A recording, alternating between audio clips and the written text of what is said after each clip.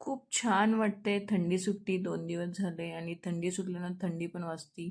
झोपू वाटतं. खूप शांत वाटतं. सगळं वातावरण पण असं शांत शांत, निसर्ग असं रम्य वाटतं आणि सगळ्या मुवमेंट अशा शांतपणे चालू राहतात. आणि सकाळची वेळ म्हटल्यानंतर थोडी घाई गडबडीची असते, पण आज होता विकेंड असल्यामुळं थोडंसं निवांतच होतं. मग केसाला असं ऑइल वगैरे लावून घेतलं, डुगूला बाहेर नेलं होतं.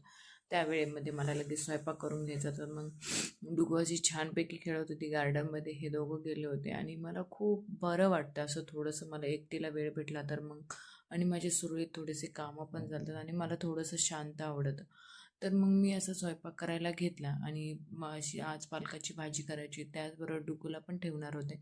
असं स्वयंपाक करून घेतल्यानंतर केस धुवून घेतले. त्यानंतर आम्ही संध्याकाळच्या वेळेस असं बाहेर गेलो आणि डुगूला हे ससा घ्यायचा होता, तर आम्ही तो ससा पण घेतला.